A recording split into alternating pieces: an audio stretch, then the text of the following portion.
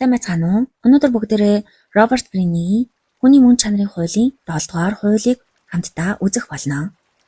Бид амьдралдаа хэн нэгнийг ажилтнч бай, даргач бай, найз нөхөд эсвэл үр хүүхдээч байсан өөрийнхөө зөв гэдэгт үнэн сэтгэлээсээ үнэмшүүлж тэднийг өөрчлөх гэж оролдох үедээ үргэлж нэгэн асар том хантай тулгардаг.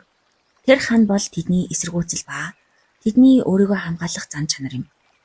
Бидний хамгийн түгээмэл гаргадаг алдаа бол тэрхүү ханыг логик аргуудаар, баримт нотлогоогоор, эсвэл улам чангаар ятгах, эсвэл бүр хинздэх замаар хүчээр нураах гэж оролддог явдал. Гэвч таны хүчлэх тусам нөгөө хүн танаас улам холдож, өөрийнхөөрөө зөрүүдэлж эхэлдгийг та анзаарч байсан уу? Учир нь хүн гэдэг амьтан төрөлхийн өөрийнхөө тухай маш өндөр сэтгэлдээ байдаг байна. Хүн бүр дотроо би бол бие даасан, ухаалаг, сайн хүн гэж өөрийгөө дүгнэдэг бөгөөд үүнд нь сэв сулгах ямар ч гадны нөлөөллийг шууд дайсан, аюул гэж хүлээж авдаг юм. Роберт Грин энэхүү хуулиндаа хэрв та бусдын хамгаалтыг сулруулж тэднийг өөрийн талд татахыг хүсэж байвал та тэдний эсэргүүцэлтэй хизээж шууд тулж тэмцэж болохгүй гэж бичжээ. Харин тэдэнтэй сэтгэл зүйн жуудаа байрлах хэрэгтэй гэж заасан байна. Жуудаа бохор хичээллэхэд өрсөлдөгчийн түлхэлтийг сүрж зогсдоггүй. Харин түүнийг гаргаж буй хүч энергийг нь дагуулan хөдөлгөж өөрийг нь унагадаг шиг таач мөн хүмүүсийн хамгаалтыг тэдний өөрсдийнх нь эго, сэтгэл хөдлөл болон итгэлгүй байдлыг нь ашиглан зөөлөн хайлуулах ёстой гинэ. Үүнийг хийх хамгийн шилдэг 5 стратегийг энэ хуулийн төгсгөлд үзэх болно. За ингээд хамтдаа номондоо шумбан орцгоё. 7 дугаар хууль, хамгаалтын хууль, хүмүүсийн эсэргүүцлийг зөөлрүүлэх нь. Амьдрал бол хатуу бөгөөд хүмүүс үргэлж хоорондоо өрсөлдөж байдаг. Хүн бүр ухамсаргүйгээр өөрийн ашиг сонирхлыг хамгаалж, бие даасан бөгөөд өөрийнхөө шийдвэрээр яваа гэдгийг мэдрэхийг хүсдэг гин. Тийм учраас хэн нэгэн биднийг ятгах, эсвэл өөрчлөх гэж оролдоход бид шууд хамгаалтын байр сууринд шилжиж, эсэргүүцэж эхэлнэ. Бидэнд буулт хийн гэдэг нь бидний бие даасан байдал занал хийлж буй мэд санагдахтай холбоотой гин. Хүмүүсийг хамгаалтын байр сууриас нь хөдлөхийн тулд тэдний хийж буй үйлдэл нь тэдний өөрийнх нь чөлөөт хүсэл зориг мэд сэтгэл төрүүлэх ёстой. Харилцан дулаан уур амьсгал бүрдүүлэх нь эсэргүүцлийг зөөлрүүлж тэднийг тань туслах хүчтэй болгодог байна. Хизээж бөө хий. Хүмүүсийн үзэл бодол руу бөө дайр. Тэдний ухаан соёл эсвэл сайн санаанд нь эргэлзэж буй мэд сэтгэл бөө төрүүл. Энэ тэдний хамгаалтыг улам зузаалж таны зорилгыг бүтчихгүй болгоно. Харин үүнийг үргэлж хийгэрээ гэж зохиолч мань зөөлжээ. Таны хүссэн зүйлийг хийснээр тэд өөрсдийгөө агуу өгөөмөр хүн мэтэр мэдрэх тэрхүү сэтгэл зүйн өгөө шиг ашиглалаа гэсэн байна. Өөрийн зөрүүд занг намхтгаж, оюун бодлоо хамгаалтын хаалттай байдлаас чөлөө өөлж чадвал таны бүтээлч хүн чадал, хүч чадал ундран гарах болно гэсэн байна. 1948 оны 12 дугаар сард Техас мужийн сенатад шинээр сонгогдсон Линдон Бэйнс Джонсон хожим нь Америк нэгдсэн улсын 36 дахь ерөнхийлөгч болсон хүн тухайн үеийн нөлөө бүхий сенатор Том Коннолли дээр зочлон иржээ. Джонсон өмнө нь төлөөлөгчдийн танхимд 12 жил ажилласан. Тасар их амбицтай, түрэмгий, өөрийнхөө зүтгэдэг нэгэн гэдгээрээ зард гарсан байв. Коннолли залуу Джонсныг өөрийнхөө байранд тавихаар шийджээ. Сенатын хамгийн нэр хүнд муутай хөдөө аж ахуйн хорог эхлээд санал болгосон байна. Джонсон дургуутсаж байсан ч Коннолли түнд "Линдон, чи сенатад хэсэг хугацаанд ажиллаж байж л гадаад харилцаа эсвэл санхүүгийн хооронд орно шүү дээ" гэж хэлжээ. Түүний хэсэг хугацаа гэсэн нь сенатын бичигдээгүй хууль болох игнэний дараалал буюу 12-оос 20 жилийн хугацааг хэлж байсан байна. Төдөлгүй бусад сенаторууд албан ёсоор ажиллаа авсан Джонсонтой уулзахдаа маш их гайхав. Тэрээр цуу ярианд гардаг шиг түрэмгийн нэгэн биш, харин ч бүр маш ээлдэг, бусдыг хүндэтгсэн даруухан нэгэн байсан байна. Уулзахаар эрэхтэй хүлээн авах хүрээнд хэдэн ч цаг хамаагүй төвчээртэй хүлээн суудаг гин. Уулзахдаа сенаторуудын гэр бүл сонирхдаг спортыг нь урьдчилж судалж ирдэг байсан байна. Тэр өөрийгөө маш бага саналаар ялсныг нь өвөөдөж хөрсний нуралт Линдон хэмээн хошигнож танилцуулдаг байсан гинэ. Хамгийн гол нь тэрээр сенаторудаас зөвлөгөө асууж тэднийг яг л агуу багш хэмээн хүндэтгэн хэлсэн үгийг нь анхааралтай тэмдэглэж авдаг байсан. Хөгшин сенаторууд өөрсдийн нас эрүүл мэндэд тийм читгэлтэй биш байсан тул тэднээс ухаан соёлыг нь шингээж авах гэсэн залуу Джонсонд асар их талтай болж эхэлжээ. Сенатын хамгийн хүчрхэг гишүүдийн нэг Гүрж мужийн сенатор Ричард Рассел Джонсны гол бай болсон байна. Джонсон түүний удирддаг зэвсэгт хүчний хороонд багтаж Расселыг алхам тутамдаа агуу багш хэмээн өргөнжлөх болжээ. Рассел гэрлэж байгаагүй. Ганцаардмал нэгэн байсан бөгөөд бүтсэн өдөрч офис дээр унждаг байсан байна. Джонсон үүнийг анзаарч түүний гэрлүүгээ орой хоолнд урьж эхнэр Леди Бёрдийнхөө хамт хоолоор тайлах болов. Хожим нь тэд хамтдаа бейсболын тэмцээн үзэж өмнөдийн демократуудын сонирхлыг татсан иргэний эрхийн хуулийн эсрэг үзэл бодлоо хуваалцах зэргээр салшгүй амт нөхөд болцгоосон байна. 1951 онд Джонсон Сенатын хамгийн нөлөөтэй либерал үзэлтэн Хуберт Хамфритэй ойртов. Хамфри өөрийн хэд туйлширсан үзлээсээ болж Сенатад ганцаардаж ад үзэгдэн найз нөхөдгүй сэтгэл готролд ороод байсан үе байсан гин. Джонсон түүнийг өрөөндөө урьж урт хугацааны дараах тактикийг хэрэгжүүлжээ. Хамфригийн мэдлэг уран илтгэх чадварыг чин сэтгэлээсээ шахсан магтав. Хуберт чи дандаа итгэл тавихад цагаа өрөөд бодит ажил хийх завгүй байна хэмээн прагматик байхыг зөвлөсөн гин. Тэрээр Хамфригийн шүтээн болох Франклин Рузвельтийн тухай ирж өөрийгөө ч мөн адил FDR-ийн шүтдэг цаагаараа либерал үзэлтэй бөгөөд иргэний эрхийн төлөө хамтдаа тэмцэх нэг талын хүн гэдэгт итгүүлж чаджээ. Удалгүй Джонсон өмнөдийн сенаторуудад Хамфриг зөвөр ойлгуулж тэднийг даруулснаар Хамфриг ганцаардлаас аварсан гин. Хариуд нь Хамфри хойд зүгийн либералуудыг Джонсны талд оруулж Джонсны нөлөө сенатад үл үзэгдэх хиймэд тархаж эхэлжээ. 1952 онд бүгд найрамдагчид засгийн эрхэнд гарахад демократ намын удирдагчийн суудал сулрав. Ричард Расселийн дэмжлэгтэйгээр залуу Линдон Джонсон 44 хүн наснда намын түүхэнд хамгийн залуу удирдагч болж чаджээ. Джонсон сенатын хуучинсаг хөгшин дарга нарын бүтцийг өөрчлөх, залуу цусыг жишээ нь Джон Кеннеди, Хуберт Хамфри нарыг чухал хороодод томилох асар эрсдэлтэй төлөвлөгөөгөө боловсруулж эхэлсэн гин. Энэхүү эсэргүүцлийг дарахын тулд тэрээр сенатор бүрийн сэтгэл зүйн сул тал эсрэг гарах аргуудыг өрөөндөө ганцаараа олон цагаар бэлтгэдэг байсан. Заримд нь прагматик ашиг тусыг, заримд нь Рузвельтийн алдартай үеийг сануулж өмнөдийнхэнд би та нарын хамгийн том холбоотон гэдгийг ойлгуулж чадсан байна. Тэр хизээч хүмүүстэй маргалдаж хүч хэрэглээгүй. Тэдний тал зогсож олон төрлийн харилцан ашигтай тохиролцоог санал болгож байсан. Үр дүнд нь Джонсон ердөө 4 жил гаруй хугацаанд өөрийг нь анх хөдөө аж ахуйн хороо руу цөөлж байсан Том Конноллигийн 20 гаруй жил цуглуулсан нөлөөг холд авч сенатыг бүрэн хяналтандаа авч чаджээ. Тэрээр игнэрний дарааллын системийг биш, харин хороодын томилгоог өөрөө удирддаг болж хамтран зүтгэгчд нь түүнийг сенатын эзэн хэмээн нэрийдэх болсон гин. Сэтгэл зүйн хувирал ба хаалттай тактик. Джонсон төлөөлөгчдийн танхимд байхдаа амжилт олоогүй бөгөөд үүндээ маш их бохимдож байсан байна. Учир нь тэр олон нийтийн өмнө ярихдаа таарав. Харин ганцаарчлсан харилцаанд илүү чадварлаг нэгэн байлаа. Санамсаргүй байдлаар сенатад хөл тавихдаа тэрээр нэгэн чухал үннийг олж харжээ. Сенат бол хамаагүй жижиг, яг л лордуудын клуб шиг орчин юм байна. Энд эрх мэдэлд хүрэхийн тулд тэрээр өөрийн байгалийн төрөнгийн яруу зангаа хязгаарлах хэрэгтэйг ойлгосон байна. Тэрээр дараах тактикийг хэрэгжилжээ. Ярихаа болж, бусдыг сонсож, тэднийг синтез залсан. Өөрийгөө хууль тогтоомжийн процессыг сурч буй даруухан ямар ч аюул саналгүй залуу сенатор мэтээр харуулж чадсан. Энэхүү халхавчны цаанаас тэрээр сенаторуудын сул тал, нууц хүсэл, айц зэргийг нэг нэгэнгүү ажиглаж сенатын дотоод бүтцийг судалж авчээ. Хүмүүсийн хамгаалалт буурах үед тэр дараагийн шатны дайралтаа эхлүүлсэн гин. Грэний тэмдэглэснээр шатлалын оройд байгаа ганцхан хүчрхэг холбоотон уулсыг ч хөдөлгөж чаддаг. Джонсон сенатыг гартаа авахын тулд 2 өөр туйлын хамгийн нөлөөтэй эрхмүүдийг онилж чаджээ. Ричард Рассел, консерватив тал. Тэрээр хүчрхэг боловч ганцаардмал өөрийн гэсэн залгамжлагч дагалдагчгүй нэгэн байв.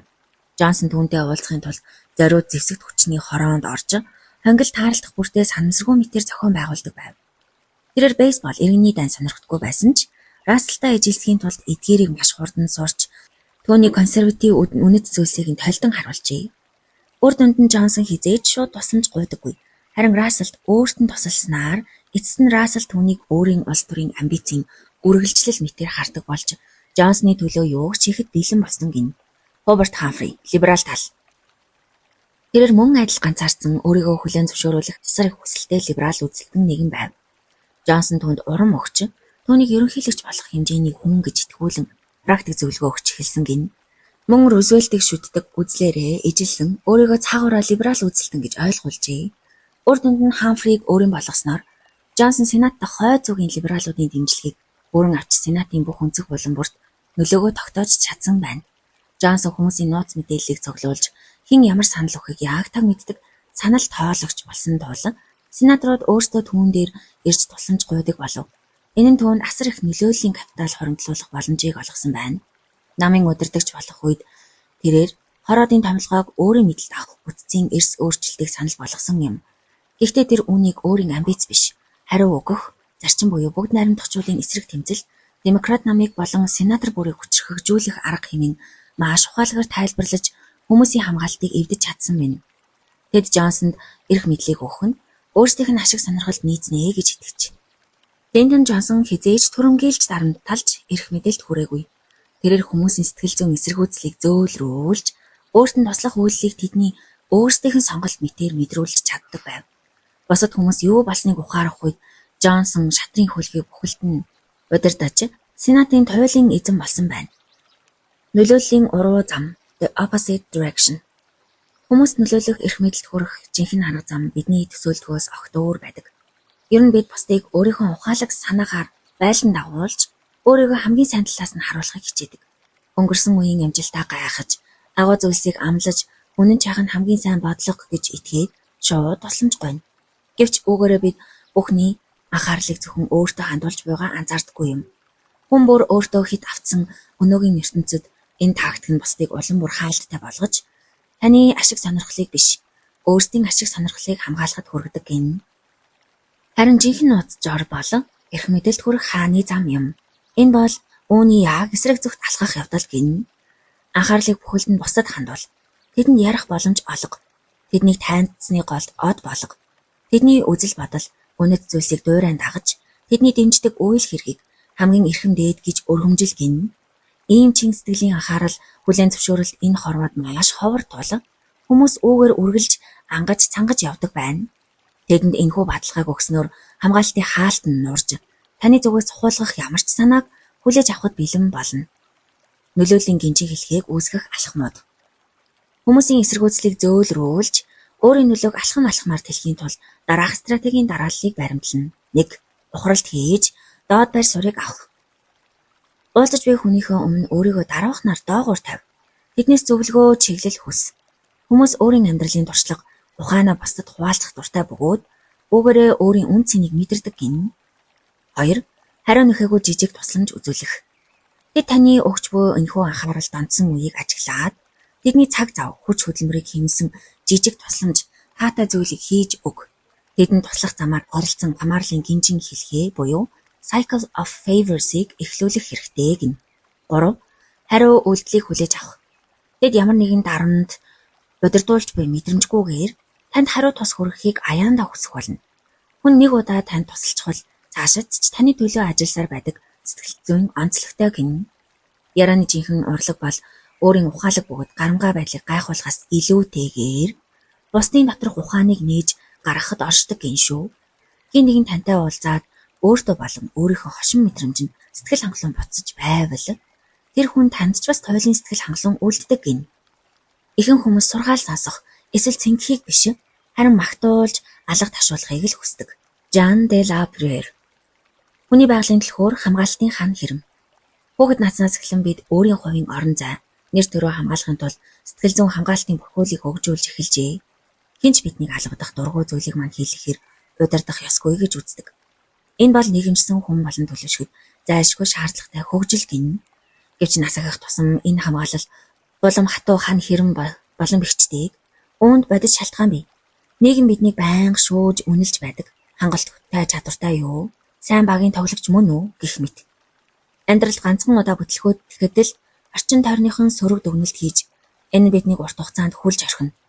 Мөн хүмүүс биднээс үргэлж ямар нэг зүйлийг цаг хугацаа, мөнгө, санаа эсвэл хөдөлмөрийг мандахыг хичээж буй мэт санагддаг. Үүний эсрэг бид өөрийн ашиг сонирхлыг хамгаалахын тулд дотгошоогоо хумигдаж, эргэн тойрондоо үл үзэгдэх хан босгодог байна. Хамгаалтын хан норох ховор мөчүүд.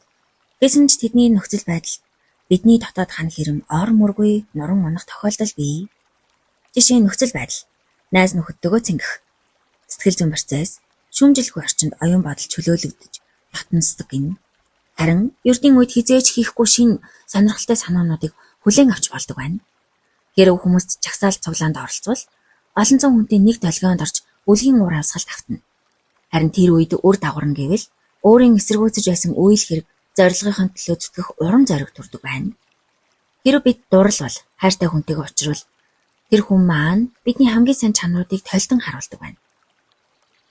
Үүний үр дагаварт эго болон зөврөө зангаа гэж өөрийн хүсэл зоригод тэр хүнд бүрэн даатгах гэх мэт хамгаалтын ханыг нурааж болдог тохиолдлууд амьдрал дээр тохиолддог бахны. Эдгээр бүх мөчүүдийн нийтлэг тал нь бид дотоод сэтгэлдээ аюулгүй байдлын мэдэрдэгт оршдог. Найз нөхөд бүлэг эсвэл хайртай хүндээ шүүхдэггүй байгаагаараа хүлээн зөвшөөрөгдөж байгаа мэдрэх үед хүн тайвширдаг гин. Өөрийгөө батлах хамгаалах шаардлагагүй болсон цагт бидний ухамсар эгоноос хальж гадагшаас шин санаа агуу үйл хэрэг эсвэл бусдын аз жаргалын төлөө нээгдэж чаддаг байна. Тэгэхээр өөрийгөө батлах хамгаалах шаардлагагүй болсон тэр үеийг бид нөгөө хүндээ аюулгүй гэж мэдрүүлэх нь бидний зорилго байна. Тэгэхээр одоо хүмүүсийн өөрийн энэ баталгаажуулах хамгаалттай тавихыг эвдэх алтан түлхүүрүүдийг зохиолч маань юу гэснийг хамтдаа харцгаая. Хүмүүст өөрийнх нь үн цэнийг мэдрүүлж хүлээн зөвшөөрөх буюу validation нь тэдний хамгаалтын ханыг нураах алтан түлхүүр юм. Өрсөлдөөн ихтэй өнөөгийн ертөнцид энэ чадварыг эзэмшихгүйгээр амжилтанд хүрч оршин тогтноход бэрхээ гэж үздэг байна манай зохиолч. Бид амьдралдаа бусдын зөрүүд, байр суурийг өөрчлөх, тэдний тусламж хүсэх, эсвэл тэдний таагүй үйлчлийг засах шаардлагатай байнга тулгарнаа. Энэ үед бэлтгэлгүйгээр шууд дайрч, гуйж говших, аргадах, эсвэл буруутай мэдрэмж төрүүлэхийг оролдох нь тэднийг улам хаалттай, хамгаалтын халныг улам зузаан болгоно гин шүү. Хэрэв ийм аргаар хүссэндээ хүрлээж, цаана нь үргэлж гомдол, хорсол үлддэг бөгөөд тэд дахин таны нөлөөнд автахгүйгээр хаалгаа зузаалж мэднэ. Тэгэхээр аюултай тойрог бол хэрэв та бусдын эсэргүүцлийг давж чадахгүй, урт хугацааг өнгөрөөвөл амьдрал маш аюултай сэтгэл зүйн гацаанд орно. Хүмүүсийн үл томсорлсон байдал нь таныг бохимдуулж, дотоод сэтгэлийг танд хордуулж эхэлдэг. Улмаар бусад нөлөөлөх шаардлагатай үед таны хит гуйсан, өөртөө итгэлгүй, зөвхөрсөн байдал гаднаас тань шууд мэдрэгддэг байна. Энэ нь таныг улам бүр ганцаардуулж, асуудлын гол урхааг хизээж олж харахгүй байх сөрөг үр дагавар дагуулна. Хүний байгалийн суурь хууль, өөрийн үнэлэмж. Энэхүү сөрөг динамикийг өөрчлөхийн тулд хүн бүр өөрийн дотор оршдог, өөрийн үнэлэмж буюу self opinion-ыг гүн гүнзгий ойлгох хэрэгтэй гин. Энэ үнэлэмж нь бодит байдалтай нийцдэг хэсэг нь тийм ч чухал биш. Хамгийн гол нь тухайн хүн өөрийн зан чанар, үн цэнийг хэрхэн төсөөлж байгаад л оршдог байна. Хүн бүр түгээмэл байдаг, нийтлэг 3 суур үнэлэмж бий. Аад нь бие даасан өөрийн чөлөөт хүслээр шийддэг. Хүмүүс ямар нэгэн бүлэгт эсэх, үзэл бодолдоо итгэх, эсвэл бүтээгдэхүүн худалдаж авахдаа үүнийг өөрийнхөө чөлөөт сонголт байсан гэж итгэдэг гин. Цаагаараа бусдын шахалт манипуляцид орсон байлаач өөртөө өөр туг зохиож ярьдаг байна. Хэрэв хэн нэгний албадлагад орвол жишээ нь дараагаа дагах ч юм уу гэр бүлийнхэн хүний албадлагад орчихвол тэд үүнийг би өөрөө дагахаар сонгосон гэж зөвтгөх, эсвэл дотроо асар их хорсол тээж нууцаар эсэргүүцэх арга замыг яаж иж яагаад л хайгаад олцдог гин. Бэдэн би өөрийнхөө ухаалаг. Хүн бүр өөрийгөө Эйнштейний хэмжээнд сууд ухаантан биш гэдгээ мэддэг ч гэсэн өөрийн салбартаа өөрийнхөө ухаалаг гэж үздэг гин. Жишээ нь сантехникч хүн байшингийн дотоод бүтцийг хинээс ч илүү мэддэг чадвараараа бахархдаг бөгөөд түүний улс төрийн үзэл бодлонч эрүүл ухаанаас үүдэлтэй гэж итгэдэг. Энэ нь яг л таксины жолооч нар улс орныг яаж удирдах талаар заадаг мэдлэгтэй байдгийг сануулгах мэт. Хүмүүс өөрсдийгөө гинэн молгоо гэж бодохоос үргэлж зогтдог бөгөөд уламжлалт утгаараа ухаалаг биш байлаач бусдаас илүү сэргэлэн овчин гэж өөрийгөө үнэлдэг гин. Би үндсэндээ сайн, зөв хүн. Бид өөрсдийгөө зөв үйл хэргийг дэмждэг, бусдад сайн ханддаг, баг хамт олондоо тустай хүн гэж харах дуртай. Энэ нь мэдээж хүмүүс сүргийн нэг хэсэг учраас сүргээсээ хөөгдөхгүй тул бусдад таалагдах тэр имижийг бүрдүүлэх нь амьд үлдэх бидний нэг хэсгийн инстинкт бахнэ. Хэрв хатуу чанд сахилга бат шаарддаг дарга байлаач үүнийгээ хатуу болгоч хайр сэтгэл, half and love буюу бусдын сайн сайхны төлөө хийж буй үйлдэл гэж зөвтгдөг байна. Дээрх нийтлэг чанаруудаас гадна хүмүүс өөрсдийн дотоод айдас дутагдлыг нөхөхийн тулд хүн бүрийн хувийн өвөрмөц үнэлэмжүүдийг мэдээж бодит байдалд тэр нь байгаа хэсэг нь чухал биш. Хамгийн гол нь өөртөө тэгж боддог, үзэл бодолтой байх нэ. Жишээ нь би бол чөлөөт сүнс, цор үнэн. Эсвэл би хинээс ч хамааралгүй, зөвхөн өөртөө л найддаг. Би бол баслаг гаргагч, ямар ч эрх мэдлийг би үл твчнэ гэх мэт. Эдгээр үнэлэмжүүд нь ихэвчлэн хүүхэд насны сэтгэл зүйн гэмтэлтэй холбоотой байдаг. Жишээ нь баслаг гаргагч төрлийн хүний эцэг нь түүний гомдож байсан эсвэл тэрээр хүүхэд насндаа дээрлэхүүлж байснаас үүдэн бусдаас дор орох айдсыг төвчдөггүй тул эрх мэдлийг үзэн яддаг болдог гин. Өөртөө найдагч төрлийн хүний ээж нь хүйтэн хүндий байснаас болж харигдах айдсаа дарахын тулд төгс тусгаар тогтнолын багыг өмсдөг байна. Та хэн нэгнийг өөрийн санаанд үнэмшүүлэхээр оролдох үед дараах 3 үр дүнгийн аль нэг нь гарна. Таны даалгавар машингийн хүмүүс дотоод аюулгүй байдлыг мэдрүүл. Тэдний үнэт зүйлийг толдон харуулж, ухааныг нь биширч буйгаа илэрхийл. Хамтдаа инээлдэж, дулаан уур амьсгал бүрдүүл. Энэ бүхнийг жүжиглэлгүйгээр дотоод эмпатигаа ашиглан чин сэтгэлээсээ хийх нь чухал гин. Үүнийг байнга давтснаар та уулзсан хүн бүрийнхээ хамгаалалтыг зөөлрүүлж чаддаг болсон. Тэгснээрээ та баг багаар тэр хүнд нөлөөлөл улам гүнзгийрүүлж байна гэсэн үг юм байна. Гэхдээ зохиолч маань бас өөрийн үнэлэмж багтай хүмүүстэй ажиллах тухай зөвлөгөө өгчээ. Зарим хүмүүс өөрийгөө би сайн зүйлийг хүртэх хэрэггүй. Би тийм ч сайн хүн биш гэж үздэг тохиолдол байх нэ. Тэд үргэлж муу зүйл хүлээж байдаг тул дэлгүүтэл ирэхэд сэтгэл нь амарч "Тэр хардаа би чамд хэлээ үздэй" гэж хэлэх тохиолдол гарна гин. Хэрв та тэдэнд "Чи амьдралаа амархан өөрчилж чадна" гэж зөвлөвөл энэ тэдний ертөнцид надад дайсагнаж байна гэх үнэлэмжтэй зөрчилдөж тэд таныг эсэргүүцнэ гэсэн байна. Харин үүний оронд тэдний өөрийн үнэлэмж дотроос ажиллаж туулсан бэрхшээл амьдралын шудраг ус байдлыг нь хуваалцаж ойлгож буйгаа харуул. Ингэж баталгаажуулсны дараа та зөөлөн засвар хийх эсвэл урвуу сэтгэл зүй болон reverse psychology-г ашиглах орон зайтай болно гэжээ. Мөн соёлын өрөөсгөл ойлголт нөлөөллийн зайлшгүй чанарыг тусган авч үзэх хэрэгтэй гэж зохиолч маань зөвлөсөн. Энэхүү хүчийг хөгжүүлэхэд тулгарх хамгийн том саад бол яагаад би зүгээр л ил тод байж хүссэн зүйлээ шууд гуйж болтгүй юм бэ? Яагаад заавал тэр хүнийг манипуляц хийж, орхинд оруулж, сэдвэс хийх аргыг хайх ёстой юм бэ гэж хүмүүс гайхаж магадгүй. Энэ нь яг л тухайн соёл, эсвэл шашны зүтгэлтэн, эсвэл шашинд итгэгч хүмүүст бол шашнаасаа урвж байгаа хүмүүсийн хүн төрөлхтний сайн сайхны эсрэг зүйлийн мэт байгаа мэт сэтгэл төрүүлнэ гинэ. Стратеги зохиох нь хуурамч, манипуляц мэт муухай харагддаг гэх нийгмийн өрөөсгөл ойлголт гинэ. Ийм зүйл ярьдаг хүмүүсээс үргэлж болгоомжил гэжээ. Хүн төрөлхтөн эрх мэдлгүй сул дорой байдлыг төвчдөггүй. Үнэнд шударгын баг өмссөн хүмүүс ч ялгаагүй нөлөөллийн хүслийг тээж байдаг юм. Өөрсдөө сахиусан тэнгэр шиг гэрж харахыг хүсдэг тул тэд гомдлох, бусдыг буруутгах замаар пассив агрессив буюу далд түрэмгийллийн тактикийг хэрэглэж хүссэндээ хүрч олно. Зохиолч маань ийм хүмүүсийг үнэхээр залахгүй гэж дүгнсэн байна. Бид нийгмийн амьтад учраас бусдад нөлөөлөхөөс огт зугтаж чадахгүй.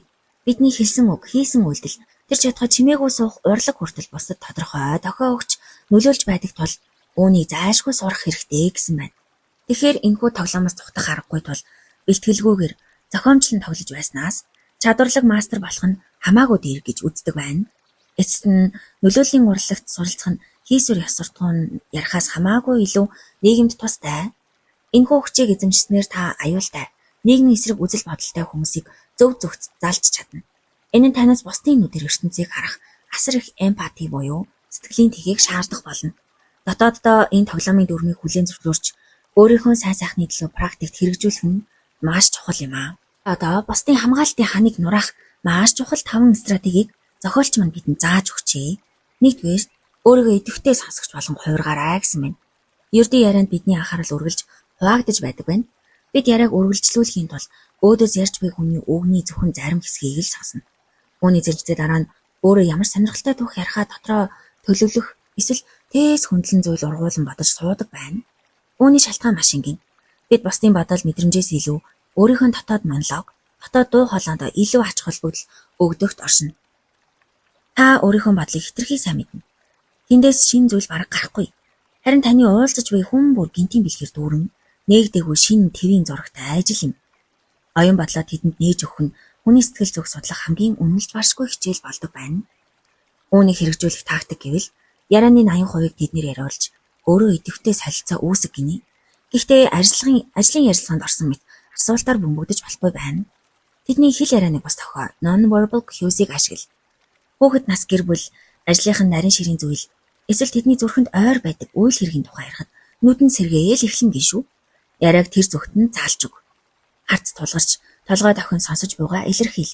Хамгийн шилэг тохио бол тэдний хэлсэн чухал санааг өөрийн үгээр баяжуулан толдож, mirroring хийж өгч буцаан хэлэх явдал гинэ. Тэд улам их ярих тусам өөрсдийн дотоод айдас, дотоод улмыг хүслээ өөрийн мэдлгүй уудалж эхэлдэг байна. Төгсгөлд нь тэд өөрсдийгөө үн цэнтэй ухаалаг гэж мэдэрч үлдэх бөгөөд тантай дараагийн удаа уулзах тэсэн ядан хүлээх болно гэсэн байна. Хоёрт хүмүүс зөв уур амьсгалыг халдаах. Нийгмийн амьтны хувьд хүмүүс бусдын сэтгэл хөдлөл уур амьсгалд амархан автдаг байна. Хэрв та өөрөө тавин найрсаг уур амьсгалыг бүрдүүлж чадвал энэ нь өөдөөс харуулж хүн толны тусгал мэт шууд халтна. Энд хэрэглэх хамгийн шилдэг хандлага бол бусдыг байгаагаар нь хүлээн зөвшөөрч хизээч шүүмжлэхгүй байх явдал гинэ. Грэний тэмдэглэснээр үүний туйлын жишээ нь бол Хенри Джеймсийн зохиолын Баатар Мари де Вионе юм.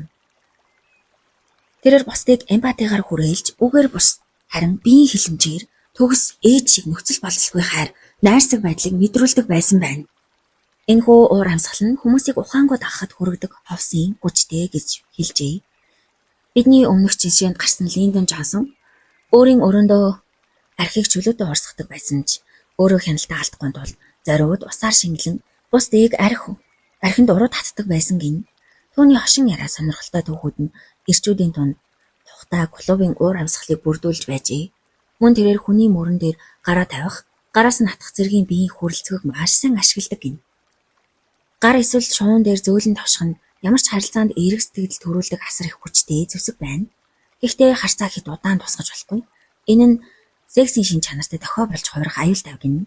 Түүнчлэн таны босод өгөх дотоод хүлээлт хэл ярианы бос замаар дамжина. Түүнээс тусламж гуйхаас өмнө тухайн хүнийг хамгийн сайн өгөөмөр хүнээр төсөөлж уулзахдаа чин сэтгэлээсээ тогтолж буйгаа харуулах нь тэдний хандлагыг өөрчилнө. 3 дугаарт тэдэнд өөрийнх нь үнэлэмжийг баталж өгөх. Хүмүүсийн өөрийн үнэлэмжийн 3 суурь чанарт дараах тактик ашиглана. А. Бие даасан байдал. Хэрэг хүмүүс өөрсдийгөө албадуулж манипуляцанд орсон гэж мэдэрвэл ямар ч ятгалаг ажиллахгүй. Тэд таны хүсэж буй үйлдэлийг өөрийнх нь сонголт байсан мэтэр заавал мэдрэх ёстой. Марк Твений Том Сойер зохиол Том зуны халуун өдөр хашаа будах шийтгэл авдаг. Найз Бен Рожерс нь түүнийг тохуурхахаар ирэхэд Том ажлаа асар чухал, хүн болгонд олдоод байдаггүй ховор боломж, ур чадварын шалгуур мэтэр биеийн хилэмжээрээ харуулсан байна. Үр дүнд нь Бен болон бусад хүүхдүүд хашааг нь бодож өгөхийн тулд өөрсдийн тоглоом, алим зэргийг Томд өгч, гуйж байгаад ажлыг нь дуусгадаг.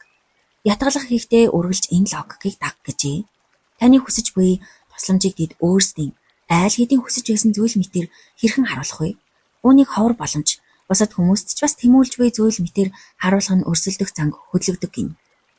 Гэхдээ хүмүүсийн үнэн чадлыг худалдаж авахын тулд хэтэрхий том бэлэг өгөх нь тэдний бие даасан байдалд халтаж цаанаа хорсол, хардлага төрүүлж болно.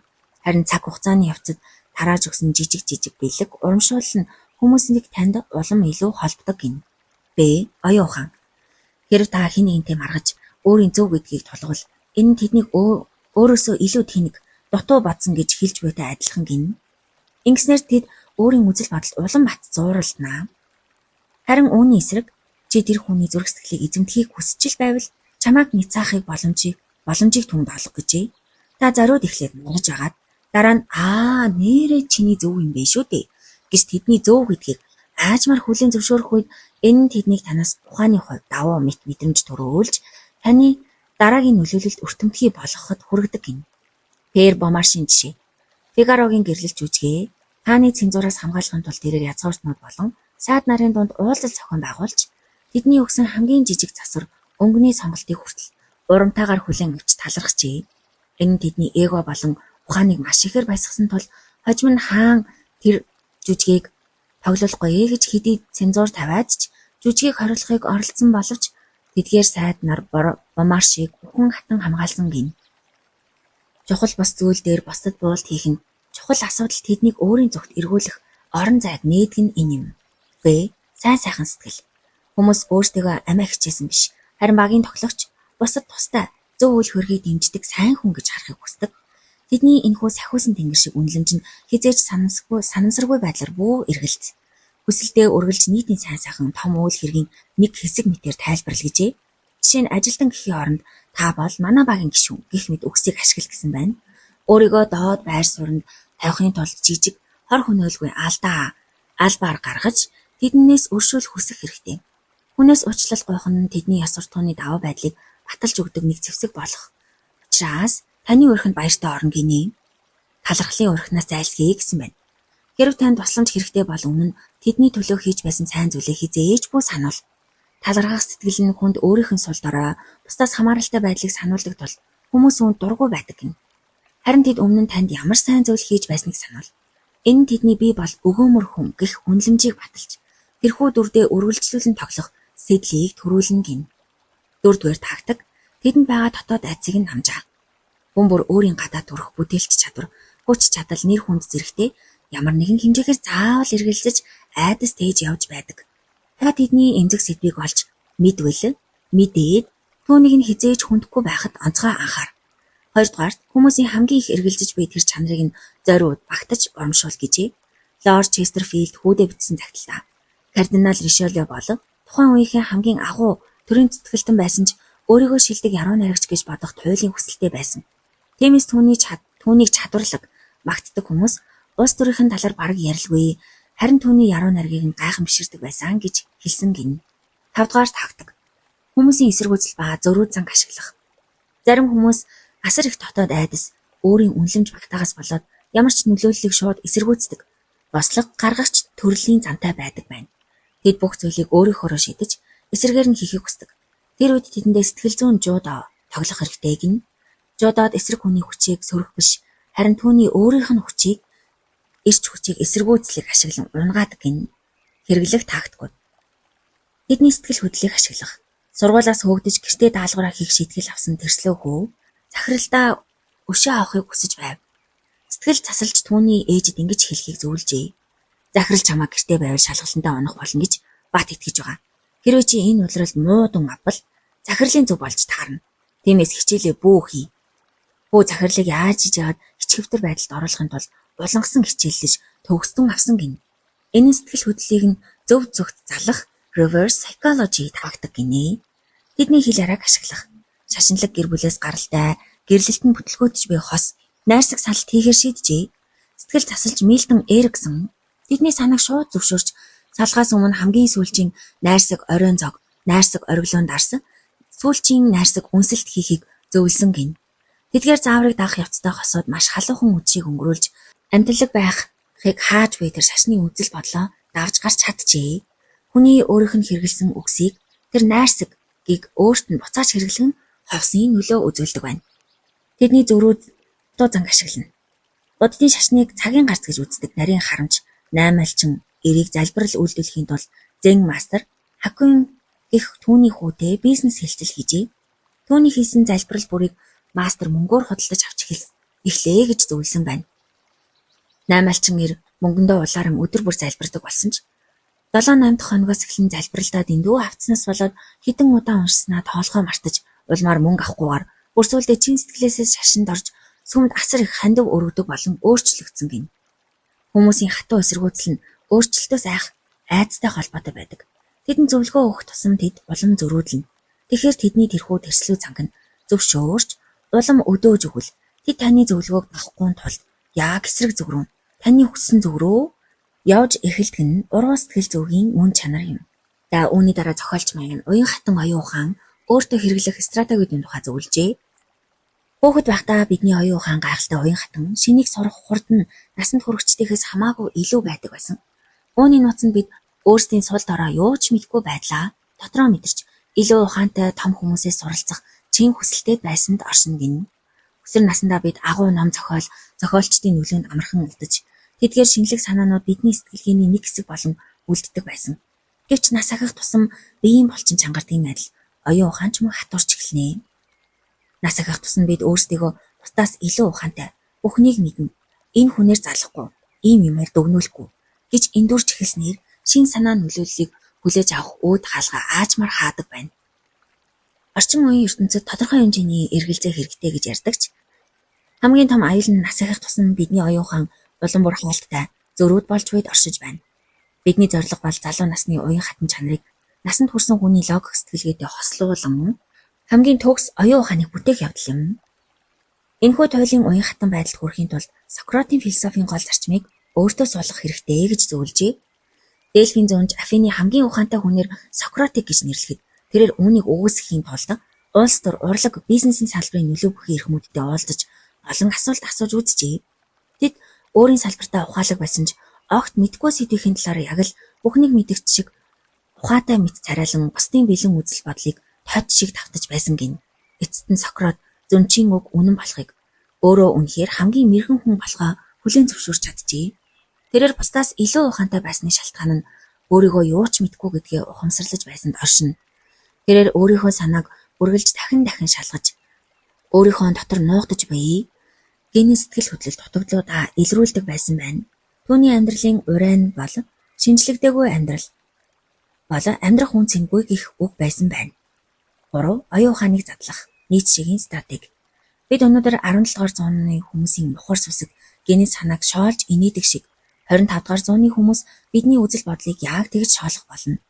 Бидний мэдлэг хязгаартай бөгөөд бидний тарих эцэг эх соёл амьдарч буй цаг үеийнхэн хэвшмэл ойлголтоор хайрцаглагдсан байдаг. Үүнийг зөөлрүүлэхийн тулд өөрийн үзэл бодол итгэл үнэмшлийг яг л тоглодог шоу эсвэл тоглоом мэтээр хараарай гэсэн байна. Заримыг нь авч үлд, заримыг нь нурааж хай. Хамгийн гол нь өөрийн чинь сэтгэлгээ чөлөөтэй тоглож чаддаг байх ёстой гин. Үүнийг илүү гүнзгийрээр хэлхийн тулд Фридрих Ницшегийн санал болгосон дараах стратегийг хэрэглэж болно гэжээ. Заримдаа өөрийнхөө тогтоосон хамгийн хатуу дүрм хязгаарлалтуудыг зориуд эвдэж байх нь чухал гин. 14-р зууны Зэн мастер Бас Суй өөрийн сүмийн хаалган дээр лам нарын дагах ёстой 33 хатуу дүрм тавьсны дотор арх ухыг хатуу хоригдсан гин. Гэвч нэгэн шөнө тэрээр өөрөө тас согтуу легцэндээ ирж хайрцаглагдсан лам нарийнхаа тархийг бүрэн гацаажээ. Тэр уучлалт ч гуйхгүй, дахиж ч уугаагүй. Түүний өгсөн хичээл бол маш энгийн. Дүрм бол зөвхөн чиглүүлэгч бөгөөд бид өөрсдийн дотоод эрхчлөөгөө мэдрэхийн тулд заримдаа тэдгээрийг зориуд зөрчих шаардлагатай. Эцэст нь өөрийн үлэмжтэй хэд ач холбогдол өгөхгүй байх хэрэгтэй. Түүнийг инээдтэй зүйл байгаа мэтээр зай барьж сур. Дотор ч хэрхэн ажиллаж байгааг анзаараа гэсэн байна. Яг үүндээ та өөрийнхөө бодож байгаа шиг тиймч бие даасан чөлөөтэй хүн биш ээ. Та өөрийн харьяалагддаг бүлгийн үзэл татдаг, далд сурталчилгаан тархиа угаалгаж худалдан авалт хийдэг. Бусдын манипуляцид ордог хүн. Мөн та өөрийнхөө төсөөлдөг шиг тийм төгс сайн хүн биш. Бусдын адил амиа хичээсэн. Өөрийн төлөвлөгөөнд улаарсан үе бий. Үүнийг ухамсарлсан цагт л танд бусдаас заавал үнэлгээ, баталгаа, валидейшн хүсэх шаардлагагүй болно гэж зохиолч маань хэлсэн байна. Ингэснээр та өөрийн үнэлэмжийн хуурмаг дүр төрхөөс салж үнэхээр бие даасан бөгөөд бусдын сайн сайхны төлөө чин сэтгэлээсээ анхаарал тавьж чаддаг жинхэнэ чөлөөт хүн болж хувирах боломжийг нээж өгөх юм аа. Оскар Вайлдийн Dorian Gray хүрүүдээр хэлсэнчлэн бусдын сэтгэл зүйд өөрийн үзэл бодлыг зөөлөн шингээж тэдний залуу нас хүсэл тэмүүллээр дамжуулан өөрийн ухааны аялгыг цураатуулан сонсох шиг тийм таашаал хааж үгүй билээ гэсэн гин. 8 дугаар хууль хандлага өөрчлөх замаар хувь заяагаа өөрчлөх нь буюу өөрийгөө хорлох хууль. Хүн бүр ертөнцийг харах, эргэн тойрны үйл явдал, хүмүүсийн үйлдэлийг тайлбарлах өөрийн гэсэн өвөрмөц өнцгтэй байна. Үүнийг хандлага гэх бөгөөд энэ бидний амьдралд тохиолдох ихэнх зүйлийг шийддэг гин. Сөрөг хандлага. Хэрэв бидний хандлага үндсэндээ айдас дээр суурилсан бол бид нөхцөл байдал бүрээс сөрөг талыг олж харж эрсдэл гаргахаас айдаг. Алдаа дутагдaltaа бусдыг буруутгаж түүнээсээ суралцж чадахгүй. Сэжигч дайсагнсан хандлага нь бусдад таагүй сэтгэл төрүүлж бид өөрсдийн хамгийн их айдаг тэрхүү бүтлгүүтлийг ухамсаргүйгээр өөрсдөө бүтээж карьер болон харилцаагаа хоролдог байна. Гэхдээ хүний хандлага нь уян хатан өөрчилж болдог зүйл юм. Хандлагаа илүү эерэг, нээлттэй бусдыг хүлээж авах чадвартай болгосноор бид бүтлгүүтлээс суралцж, юу ч үгүй хоосон газраас боломжийг бий болгож хүмүүсийг өөртөө татаж чадна гэж зохиолч маань хэлжээ. Ирээдүйн алдар зохиолч Антон Чехов бага насндаа өглөө бүрийг айдастай угтдаг нэгэн байсан байна. Түүний эцэг Паул Егорович ямар ч шалтгаангүйгээр хүүхдүүдэд дашуур шилбүүрээр хайр наргуу зоддог байсан байжээ. Эцэг нь үүнийг уур хилэнгээр биш, харин хүүхдүүдэд даруй занг суулгах гэсэн бурхны таалал хайр хэмээн тайлбарлаж зодож дууссаныхаа дараа хүүхдүүдэрээ гарыг нь өнсүүлж уучлал гуйлагдаг байсан байна. Антон зөвхөн зодуулахаас гадна Тагнарог хот дох эцгийнхээ өмхий хүйтэн хүнсний дэлгүүрт сууж ажилчдын бүдүүлгээрээ архичдын донд хичээлээ хийх гэж гурууныхаа үндгийг хөлдөөх шахам хүйтэн суудаг байсан байлаа. Дэлгүүрийнхаа тооцооноос нэг л копег дутуул дахин зодуулдаг нэгэн байсан гин. Ээж нь хүүгээ өмөрөх гэж оролдог байсан ч тогшин нөхрийнхөө өдөөс хүчин мөхсдөг байсан байна. Нэм гарагт дэлгүүр хаагдсан ч эцэг нь тэднийг өөрийн 4 цаг цэрийн сүмийн нарил дооны бэлтгэл хийлгэж тоглогч цаг үлдээдэггүй байсан гин.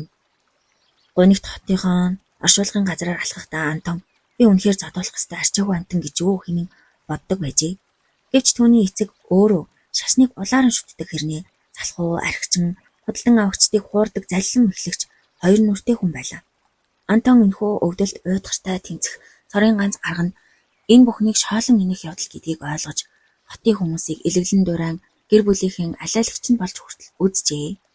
1875 онд Чеховын гэр бүл маш том өөрчлөлт гарав.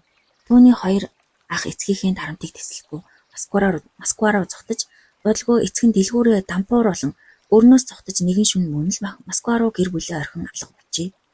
Ээж нь өрөө тулхийн тулд байшингаа заллуулан алдаж, бусад хүүхдүүдээ аван мөн л Москваг зорив. Үлдсэн эд хогшлыг зарж сургуулаа дүүрэхийн тулд 16 настай Антон Тагнрогт ганцаархнаа үлджээ. Тэрээр байшингийнхан шин эзний өгсөн өрөөний болонд амьдарч өөрөө өөрийгөө тэжихээс өөр аргагүй төрсөн гин. Тэрээр эмч болохоор шийдэж номын санд сууж уран зохиол философи шимтэн унших болсноор оюун ухаан нь Тагнрогоос холд авч өөрийгөө хашигдсан мэт мэдрэхээ болсон гин. Тэрээр дүү Михаил та чи яагаад өөрийгөө арчаагүй дүү гэж нэрлээд байгаа юм бэ?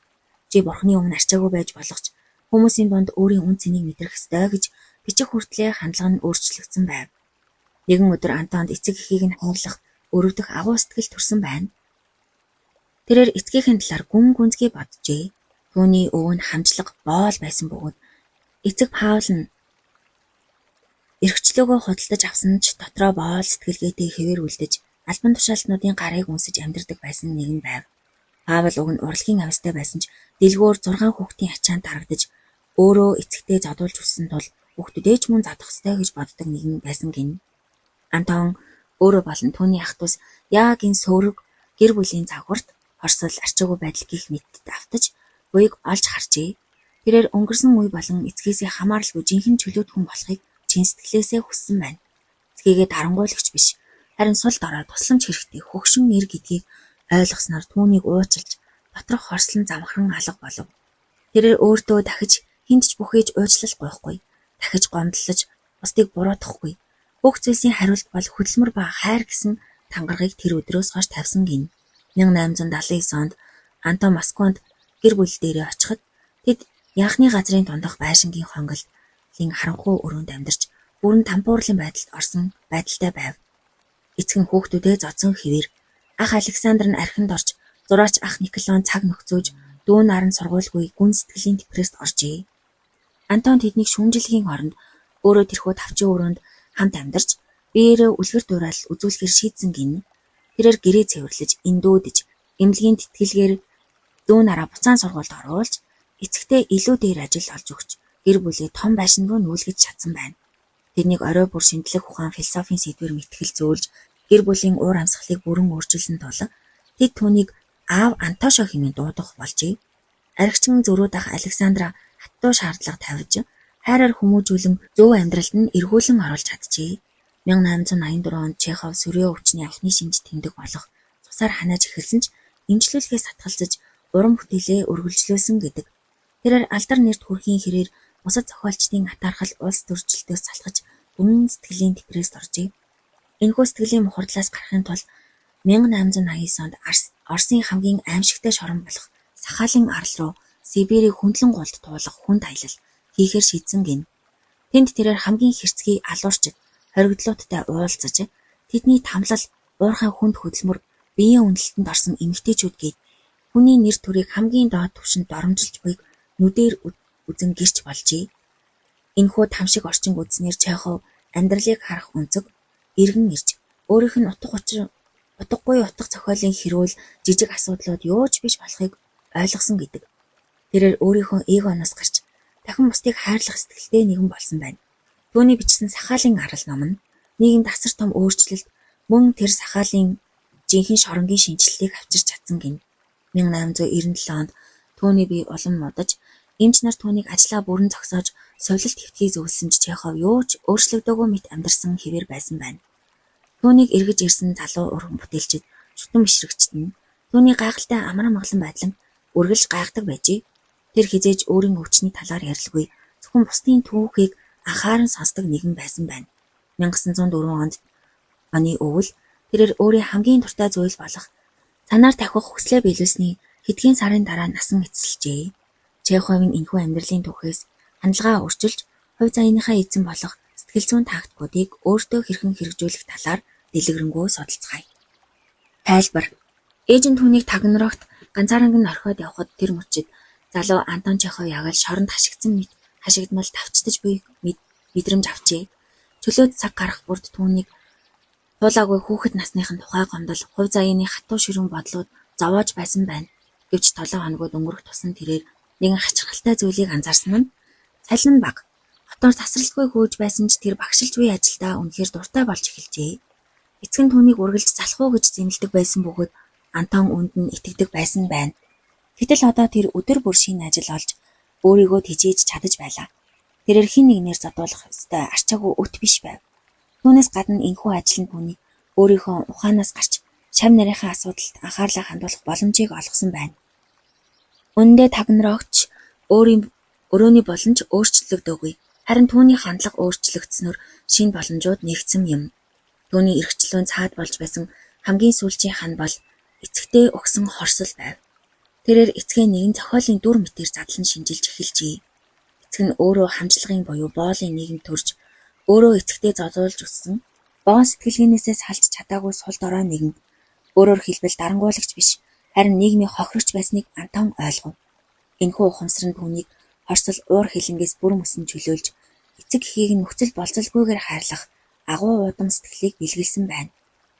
Чеховыг энэхүү төгс эрхчлөөнд хүргэсэн зүйл бол бага насандаа тулсан амьдралын хямрал буюу тугайсас байв. Тэрээр 13 жилийн дараа утга зохиолын ертөнцийн таархал явцоо хөрөөлөөс болоод гүн сэтгэлийн депрессэнд орохдоо Тагнарог тохиолдсон тэрхүү хямралыг зориуд урвуу хандлагаар өөртөө бий болгосон байна. Тэрээр бусдад хаягдахыг хүлээлгүй өөрөө бусдыг утга зохиолын хүрээллийг орхиж сахаалын арал руу явсан. Өөрийгөө зориуд ганцаардуулж сул дорой эмзэг байдал оруулснаар Тагнарогт мэдэрч байсан тэрхүү жинхэнэ эрхчлөө эмпатигаа дахин сэргийж чадсан байна. Түүний амьдралын хамгийн сүүлчийн хямрал бол сүргээ өвчний улмаас ирсэн үхлийн ял байв. Тэр үхлээс айхайцаа зүгээр л тавьж явуулснаар амьдралынхаа эцсийн мөчийг хүртэл бүрэн дүрэн асар өндөр сэтгэлдэлтэйгээр амьдарч дуусгасан гин. Түүний энэхүү дотоод гэрэлцэн амар амгалан уур амьсгалыг уулзсан хүн бүр нь мэдэрч чадсан байна. Антон Чеховын түүх бол бидний амьдралын бодит тусгал юм.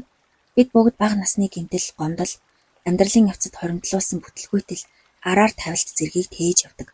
Бид өөрсдийгөө үн цэнэгүй мэт мэдэрч энэхүү айдсаа дарахын тулд амьдралаа хайрцаглаж, арх эсвэл бусад зуршилд автдаг. Ингэснээр бид өөртөө сэтгэл зүйн шорон бүтээдэг гин. Гэвч Чеховын олж авсан эрхчлөө бол зүгээр л нэг сонголт, ертөнцийг арай өөр өнцгөөс харах хандлагын өөрчлөлт байсан юм. Энэхүү эрхчлөөнд бусдад болон өөртөө өгөөмөр хандхаас эхэлнэ. Хүмүүсийг байгаагаар нь хүлээн зөвшөөрч тэдний хүний байгалийн аран шинг уучлж сурснаар бид тархиа өчүүхэн гомдол хорслоос чөлөөлж чадна. Хүмүүсийн хэлсэн үг, хийсэн үйлдэл бүрт хариу үйлдэл үзүүлэх буюу реактинг хийхээ зогсоож тэднээс зай барьж бүх зүйлийг өөрийнхөө эго дээр тусгаж авахаа болох хэрэгтэй юм.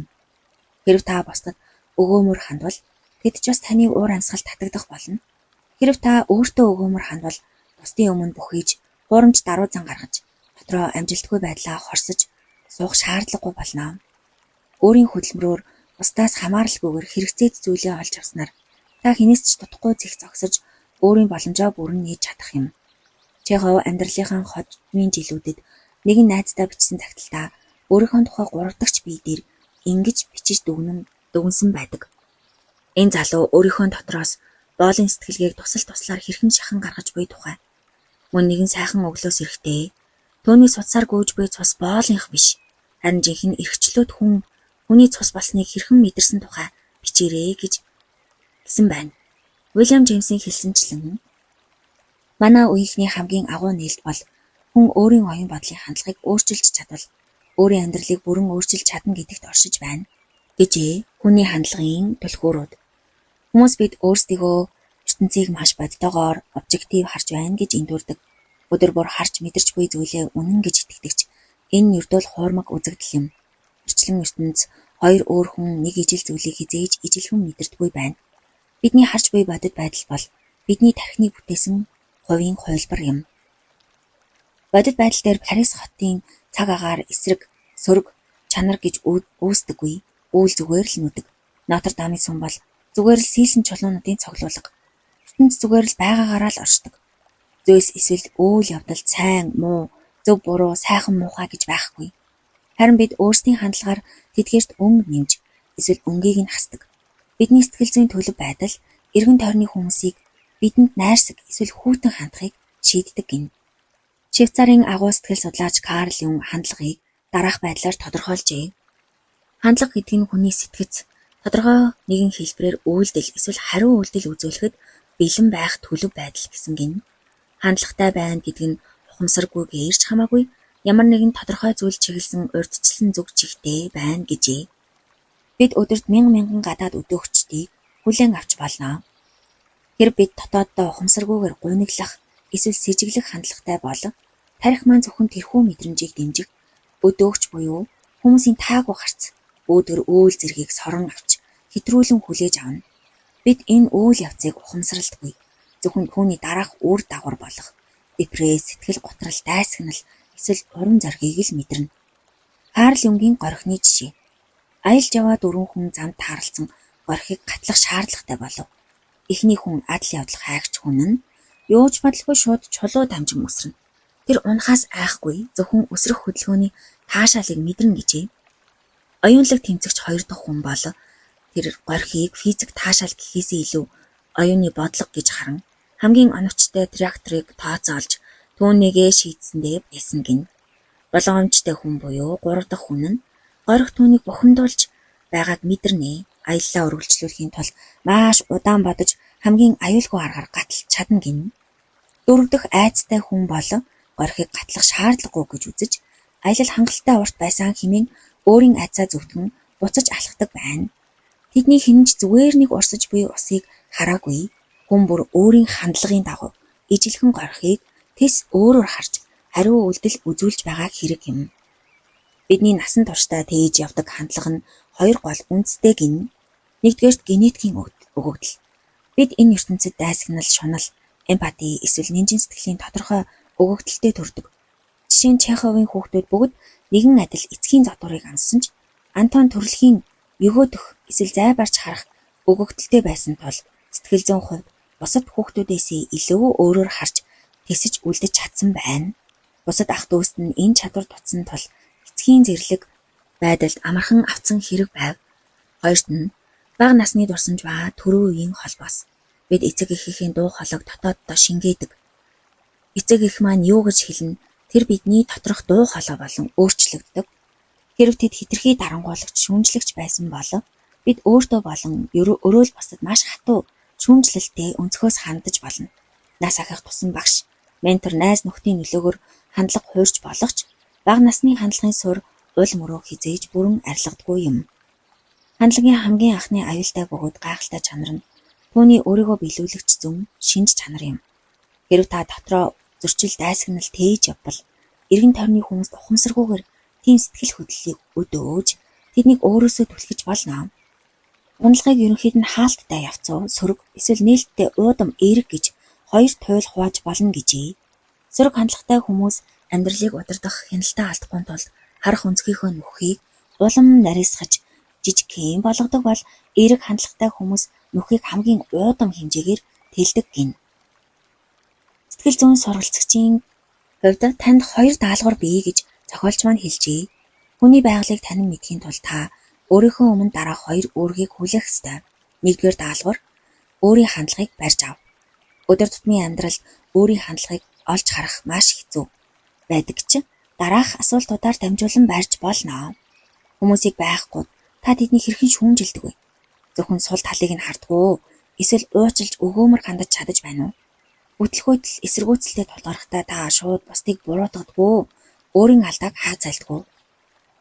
Альва өөрчлөлтөөс айж зөвхөн тасан дадал рутина зуураад байна уу? Хэн нэгэн таны үзэл бодлыг эсэргүүцэхэд шууд хамгаалтанд ордгоо. Хүмүүс таны дэргэд байхдаа бие барьж сандарч буй анзаарагддаггүй. Хоёрдугаар даалгавар. Үгээр илэрхийлшгүй итгэл үнэмшил ба сэтгэлийн хүчийг олох. Та бол бусдын хөдөлгөх хүү биш юм. Харин тоглоомын дүрмийг шинээр бичиж чадах идэвхтэй тоглогч юм. Эрүүл мэнд ба энерги.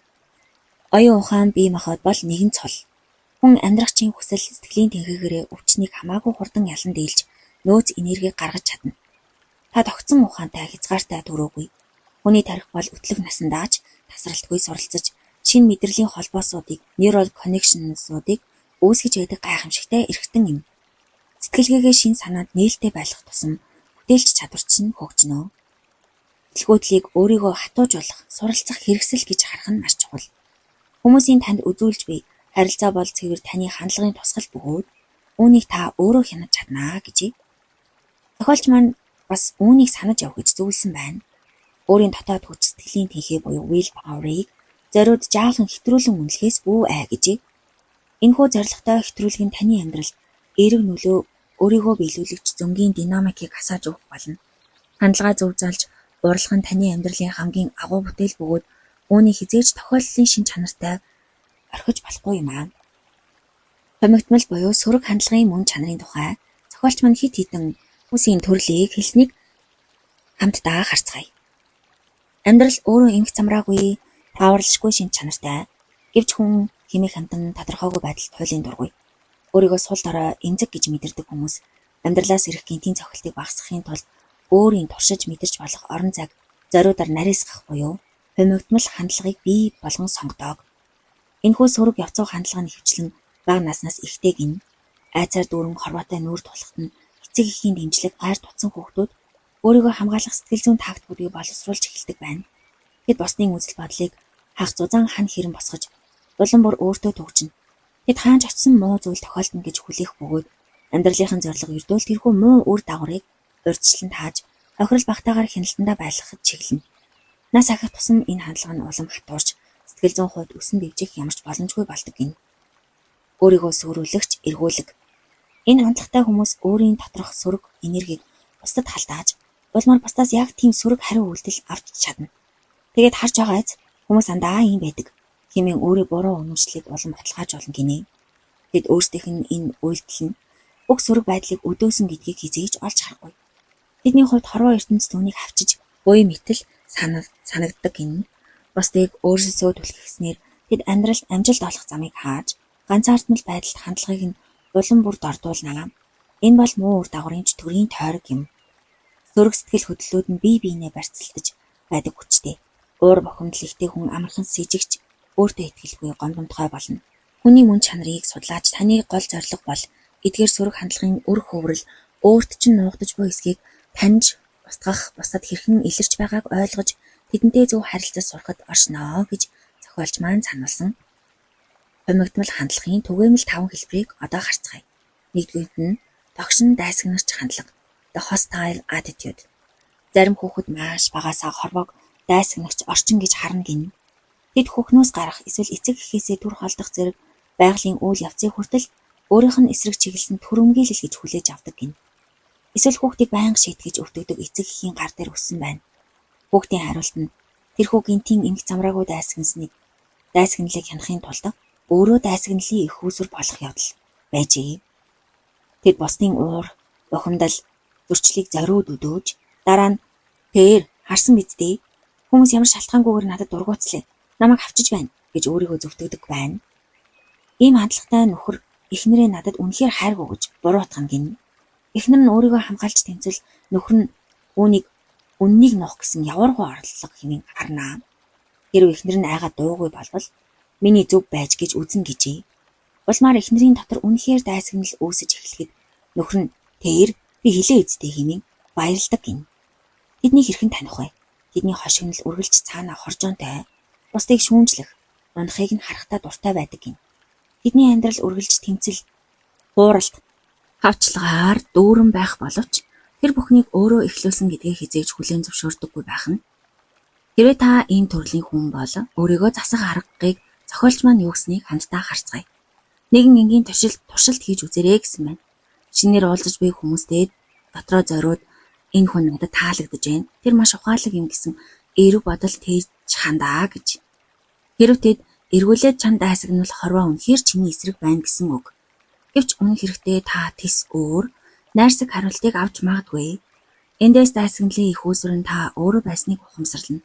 Хэрвээ ийм хүмүүс тантай тааралд бол өдөөлтөнд нь үл оролцсон. Өөдөөс нь бүү дайсагнал. Тэдний хүлээгаагүй бүрэн саармаг буюу neutral байдлыг хадгал гэжээ. Тэд таны уур бухимдлаар тэжээгддэг тул тэдэнд төлш бүү өгөрэй гэж сануулжээ.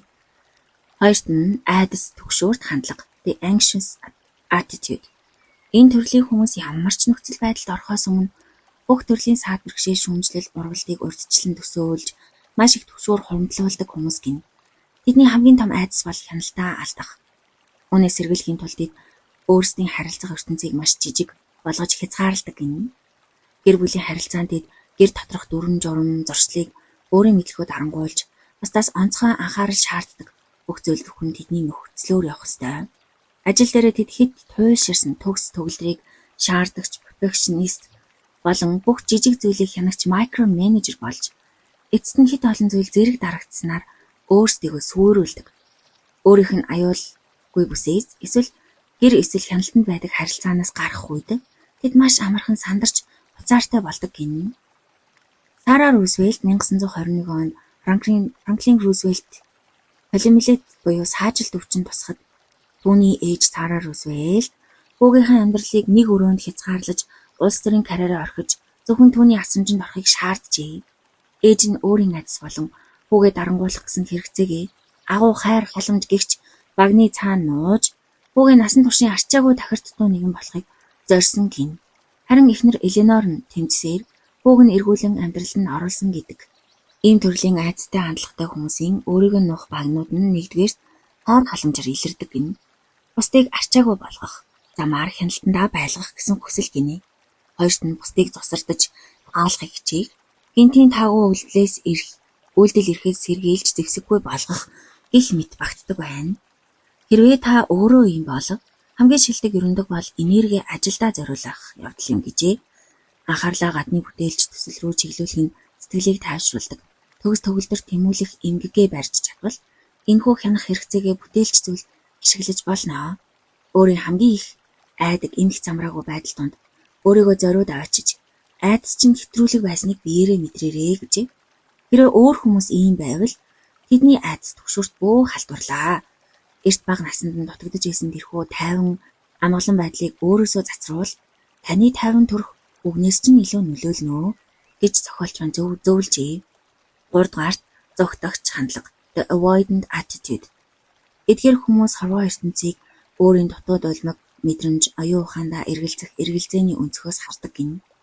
Бага насндаа бусдаас онцгойрох гэж хичээх үед буруутгаж эсвэл алдаа гаргахад нь хатуу шүүдэг байсан эцэг эхийн нөлөөг авсан байна. Тэдний хамгийн их айдаг зүйл бол бусдын шүүмжлэл, үнэлгээ. Тэд хизээч хэд хичээдэггүй. Өчнө хичээх бол бүтлгүйтэхгүй, шүүмжлүүлэхгүй гэж үздэг гин. Тэд амьдралдаа үргэлж зүхтах зам хайж байдаг байна. Ажлаа яг эд дундаас нь хаях, эсвэл харилцаагаа гинт таслах шалтгааныг маань шухаалгаар олдог. Хариуцлагатай, өндөр бооцоотой төслийн үеэр тэд гинт өвддөг, сэтгэц бие махбодын өвчин гэх мэт. Эсвэл архинд орж яг хэрэгцээтэй үедээ уусандаа бага насны хүмүүжил донтох өвчнийг буруутгадаг гин. Хэрвээ арх байгаагүй бол би агуу бизнесмен байх байлаа гэж ярих дуртай гин шүү. Тэдний айдас болон амжилтгүй болохоос айх, мөн амжилтанд хүрэхээс айх хоёулаа багтдаг байна. Яагаад гэхээр амжилтыг дагаж ирэх хариуцлагаас зугтдаг учраас гин. Тэднийг хэрхэн таних вэ гэдэг дээр тэдний карьер үргэлж докторгүй хувийн харилцаанд богино настай байдаг байна. Тэд өөрсдийгөө материаллык амжилтаас дээгүүр тавигдсан өндөр айдиалтай язгууртан гэж харуулах дуртайж үнэндээ амьдрал дээр хэрэгжих боломжгүй хит өндөр онол ярьж юугч эхлүүлдэггүй байна. Хэрвээ та өөрөө ийм хүн бол хамгийн жижиг хэмжээний төслийг ч хамаагүй барьж аваад бүтлгүүтэх эрсдлийг нь хүлээн зөвшөөрч эцийг нь хүртэл хийж дуусгарай гэж зөвлөжээ. Бүтлгүүцэн ч таны бодсон шиг аимшигтай өвдөхгүй бөгөөд ямар ч байсан оролдож үзээд дуусгасандаа өөрийгөө үнэлэх үнэлэмж чинь өснө гин. Хэрвээ босод хүмүүс ийм байвал тэдэнтэй түншихээс хол байх хэрэгтэй. Тэд шийдвэрлэх мөчөд зугтаж хамаг хүнд ажлыг чамд үлдээж бүтлгүүтлийн бурууг чамд өөрүүлчээд тэгээд зугтаад явахтаа гаргав. Тэднийг аврах, өөрчлөх гэж бөө оролд. Тэд зугтах тоглоомдоо дэндүү мэрэгшсэн хүмүүс байдаг байна. Депресслэг, гутрагч хандлага, the depressive attitude. Бага насндаа эцэгхийн хайр хүндэтгэлийг мөн мэдрээгүй хүмүүс. Хичээгүй бяцхан хүүхдийн хувьд эцэг эх маань буруутай, дутагдaltaй гэж бодох нь дэндүү амар тул тэд өөрсдөө би хайрлагдах эрхгүй, надад ямар нэгэн буруу зүйл байна гэж ухамсаргүйгээр итгэж эцэг эхийнхээ төгс төрхийг хамгаалж үлддэг гин. Энэхүү өөрийгөө үн цэнгүй гэж үзэх мэдрэмж насан туршдаа тэднийг дагдаг байна. Тэд амьдралаас үргэлж хагцлахгүй нэг гар зийг олж харна. Хорвогийн хамгийн бараа муухай тал руу соронзон мэт татагдана. Тэд өөрсдөө зориуд сэтгэлийн гутралыг бий болгодог. Чин өөрийн бүтээсэн гутрал нь гаднаас ирэх гинтийн хагцлаас хамаагүй аюулгүй тэдний хяналтанд байдаг. Тэд амьдралаас үе үе төрөх олдож өөрийгөө тусгаарлах замаар депрессийг удирдах гэж оролдгоо.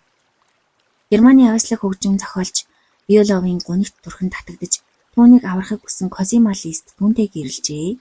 Гэвч Биолов гэгч эхнэрийн ухаан хүчтэй зан чанарын өмнө өөрийгөө дутуун үнэлж түүний хайранд байнга эргэлзэж гүн депрессийн үедээ байнга холдож Козимаг жирэмсэн болоход гэнэт нууц өвчин тусаж харилцаагаа хүйтэн хүндий болгодог байв.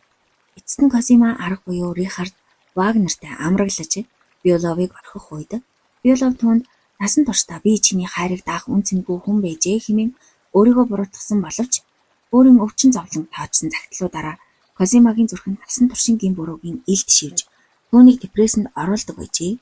Эдгээр готрогчдын нууц зэвсгэн бусад гин буруугийн мэдрэмж төрөөлж өөрийгөө золиос болгох замаар бусдын сэтгэл зүгээр тоглох дуртай байх нь.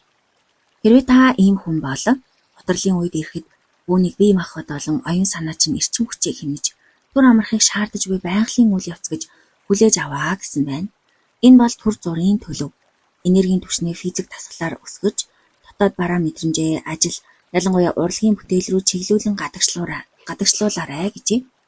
Хэрэв бусад хүмүүс ийм байвал тэдэнд амьдрал ямар үзэсгэлэнтэй вэ гэж номлож огт болохгүй. Харин ч тэдний хорвоог харах бараан үнцгийг нь хүлээн зөвшөөрөх мэт дүр үзүүлж урайлаг гаргалгүйгээр тэднийг анзаарагдангүйгээр эерэг эрч хүчтэй үйл ажиллагаа руу дагуулan татан оролцоол гэсэн байна. Тавд нь гондомтгой өсөрхүү хандлага the resentful attitude. Бага насндаа эцэгхийн хайрыг хизээж хангалттай авч чадаагүй үргэлж анхаарлаар өлсөж өссөн хүмүүс гинэ. Тэд амьдралаа хизээж өөрт нь тохирсон хүндэтгэл үнэлэмжийг өгөхгүй байна гэсэн гомдолт хийж явдаг. Тэд хүмүүсийн нүүр царайнаас өөрийг нь үл хүндэтгсэн ямар нэгэн дохиог хайж үргэлж сканердж байдаг гин. Хэрв хэн нэгэн өөрөөс нь илүү зөвлөлтэй байвал үүнийг шудраг бус явдал өөрийг нь доромжилсан хэрэг гэж хүлээж авдаг гин. Тэд үл хүндлэлийг мэдрэхдээ шууд урлаж тесэрдэггүй. Тэд сэтгэл хөдлөлөө барьж чаддаг маш болгоомжтой хүмүүс. Харин тэрхүү гомдол шархан дотор нь урт хугацаанд боловсрч өс хонзон болон тамарна. Тэд хизээж мартахгүй. Цаг нь ирэхэд маш нарийн төлөвлөсөн пассив агрессив буюу идэхгүй төрөнгөөлөл үйлдэлээр өшөөгөө авдаг гин. Ромын эзэн хаан Тибериус багасаа л дотор тамиртай өсөрхүү нэгэн байв. Түүний багш нь тэр бол цус болон цөлөөр зуурсан шавар ваар гэж тодорхойлж байжээ. Тэр толгоогоо үргэлж дээрэнгүй өндөр үргэлж дуугүй байж үг хэлэхдээ маш дургуутсан хурууны хөдөлгөөн хийдэг гин. Тэр ээжигээ болон хойд эсэг Августусыг өөрийг нь хангалттай үнэлсэнгүй гэж үзэж хаан ширээнд сумагцаа өөрийг нь үл ялэг гомдоосон хүмүүсээс маш хүйтэн хэрцгийгээр өшөөгөө авч эхэлсэн байна. Нас ахаад Ром даяар үзэн ядагдмагц Капри арал руу зугтаж амьдралынхаа сүүлийн жилүүдэд намайг өгсөний дараа дэлхий тэр чигтээ галт шатаг гэж хэлж өнгөрүүлсэн гин. Эдгээр гомдомтой хандлагатай хүмүүсийн дүр төрх бол үргэлж эрүүгээ өндөр өргөсөн ихэмсэг байдал дээр нэвлэн үл ялэг тоомсралсан шоолсон инээмсэглэл тодордог байж болох нэ.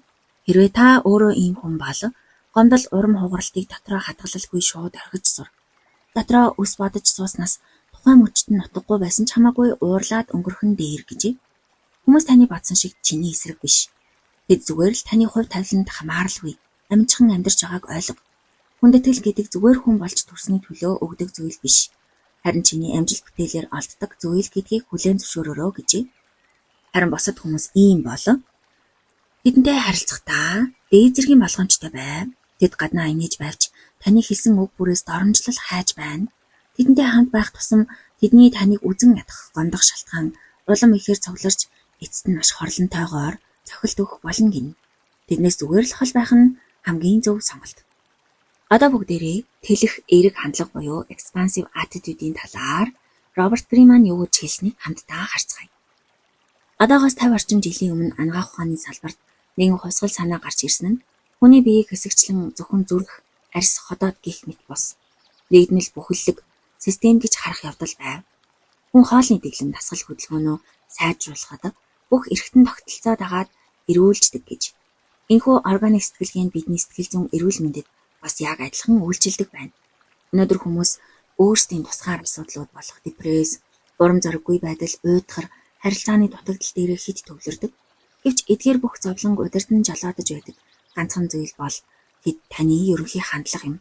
Ерөнхий хандлагыг сайжруулж чадвал дэлж чадвар, стресс даах чадамж, өөртөө итгэлтэй байдал, хүнтэй харилцаа бүгд ижил түвшинд дээшлэнэ гин.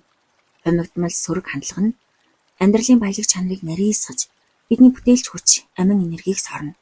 Таны зорилго бол цаг алдалгүй энэ хайрцгийг эдэж, харах өнцгийнхөө нүхийг буюу амсрыг хамгийн уудам хэмжээгээр тэлэх явдал гинэ. Үүний замын зураг дараах 5 тулгуурт хуваагдана. Хэлэх хандлагын 5 тулгуур. 1. Хорвоо ертөнцийг харах өнцөг, өөрийгөө аялагч, судлаач гэж үз гинэ. Ухамсарт амьдралын биелэгтэйгээр та бүх хүн төрөлхтний дөнгөж судалж эхэлж буй хязгааргүй үл мэдэгдэх ертөнцийн өмнө зогсож байна. Ихэнх хүмүүс бага насндаа сурсан хитгэн үзэл бодол, зарчимдаа зуурал зар 30 нас хүрэхдээ л бүх зүйлийг мэддэг мэт аяглаж, санууч зангаа хатуу үндх итгэл үнэмшлэр салчихдаг. Аялагч хүн энэ бүх баталгаад байдлыг ардаа үлдээн, та шин санаа, шин сэтгэлгээний аргыг тасралтгүй хайгаарай. Өөрийнхөө ухаанд ямар нэгэн хязгаар тавихгүй бөгөөд хэдхэн сарын өмнө итгэж байсан зүйлээсээ эсрэг санааг хөгжүүлэхээсээ эмээхгүй байгаарай. Санаа гэдэг бол зүгээр л тоглох хэрэгсэл юм. Хэд удаан зууралбал тэр нь ухмал зүйл болж хувирна. Хүүхэд насандаа эргэн очоорой гэж. Миний зөв байх их ертөнцтэй буюу эготойгоос холбогдохоос илүү чухал болохоос өмнөх тэрхүү хүүхэд насны гинэн сониуч сэтгэлгээгээр эргүүлэн авчраарай. Өөрийнхөө ухамсаргүй ертөнцөөс зөөд ядарсан үеийн бодол, гэнэт цохох даалт хүсэл гих мэтээс ирэх тохиолнуудыг айлгүйгээр чөлөөтэй явуул судал гинэ.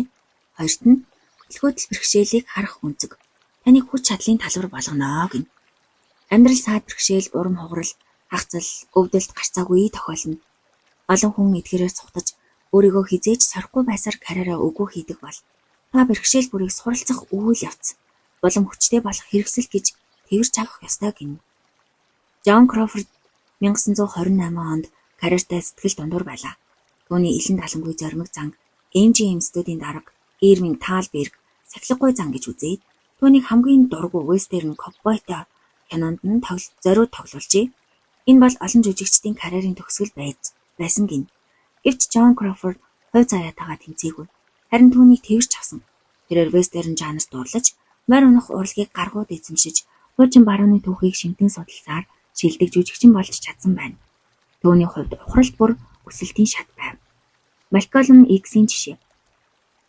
1946 онд 20 настай Малколм хулгай хэрэгээр 8-10 жилийн хорих ял авсан байна.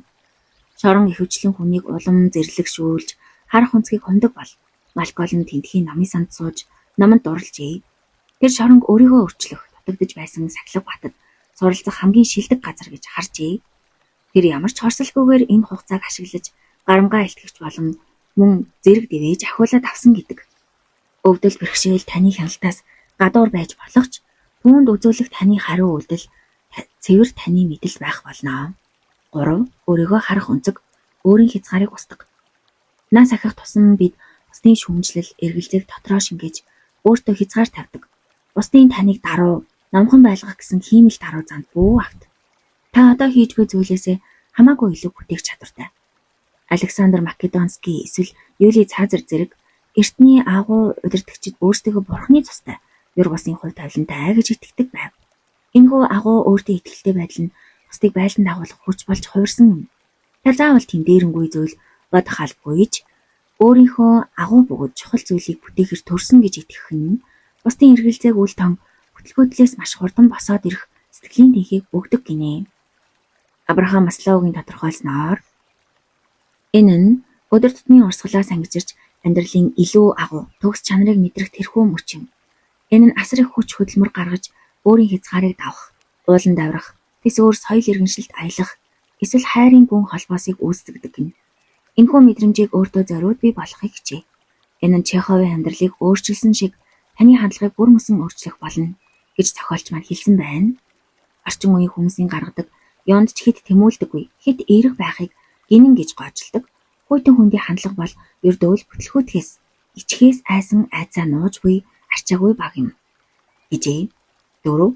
Эрчим хүч эрүүл мэндэ харах онцөг сэтгэлийн тэнхийг ашигла.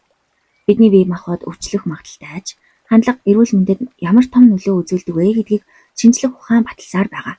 Хүн ажилдаа урамшиж дурлаж адал явдалд нээлттэй байх үед эрчим хүчний нөөц ундарч өвчнийг хурдан ялдаг. Хүн өөрийн бие махбодод хязгаар тогтоож өтөлж буйгаа хүлээн зөвшөөрсөн цагт л хөгшөрч эхэлнэ. Хүний тарих хөдөлсөн ч тасралтгүй шинэ холбоос үүсгэх чадвартай тул өөрийгөө улам сорж энергийн ундраа нээгээрэй гэжээ. 5-д нь бусад хүмүүсийг харах өнцөг. Тэднийг байгалийн үзэгдэл мэдхийг хүлээж аваарай гэсэн байна. Тэдний үйлдэлийг өөр дээрээ тусгаж авах буюу эмзгээр хүлээж авах. Хувь хүн дээрээ тусгаж авахаа зогсоо гэжээ. Хүмүүсийн хэлсэн таагүй үг, шүүмжлэлийг өөрийн эго дээр хувьчлан хүлээж авахаа боль. Тэдний дайсагнал бол цэвэр тэдний бага насны шарах. Дотор нь хуримтлагдсан хорсол бөгөөд та зүгээр л тэрхүү уур бухимдлаа гаргах таарсан мөчт нь л бэлэн бай болон таарлсан хэрэг. Үүнийг ойлгочвол та өчүүхэн хэрүүлд хутгалдахгүй, тархиа эрүүл авч үлдэж чадна. Хүмүүсийг байгаагаар нь хүлээн зөвшөөр. Хүмүүсийг яг л байгалийн нэгэн факт гэж хар. Ойд янз бүрийн цэцэг чулуу байдаг шиг нийгэмд ч тэнгүүд, гигантнууд, сайкопатууд, эгоистууд, язгууртнууд бүгд байдаг бөгөөд өөрийн экологийн үргийг гүйцэтгэж гэж буй хэрэг юм. Бид хүний байгалыг дахин инженержилж, өөрчилж чадахгүй.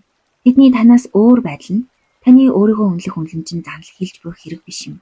Харин баялаг олон янз байдал юм. Эртний соёл иргэншилд хандлага гэдгийг сүнс хэмээх ухтгуунаар тайлбарладаг байсан. Сүнс гэдэг нь тарих эсвэл бие махбод биш. Харин хүний дотоод оршихуйн ерөнхий амин сүнс, амьдралыг мэдрэх тэрхүү эрч хүч, life force юм. Та өөрийн харьцаж буй хүмүүсийг тэдний сүнсний гүн, хандлагын уудам чанараар хэмжиж сур. Тэгээд боломжтой бол зөвхөн тэлэх, эерэг хандлагатай, дотоод сүнс нь гэрэлтсэн хүмүүсээр өөрийгөө хүрээлүүлээрэй. Энэхүү бүлгийг, энэхүү хуулийг Артур Шопенгауэрийн хэлсэн үгээр дуусгая. Нэг ижил гадаад үйл явдал, нөхцөл байдал хоёр өөр хүнд хизээж ижил тусдаггүй гин. Үнэн дээр хүн бүр өөрийн бүтээсэн тусдаа ертөнцид амьдардаг. Хүний амьдарч буй ертөнц нь түүний хорвоог харж буй үнцгээр хэлбэржинэ.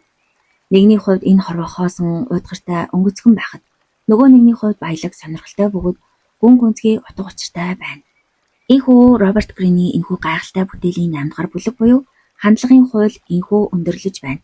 Хандлага уудан болгох, бусдыг байгалийн үзэгдэл мэтээр харж өөрийгөө гомдлолын хар гүн толбноос чөлөөлөх аялалтаа нь эхэлж байна. Энэ хүртэл сонссон та бүдэд маш их баярлалаа.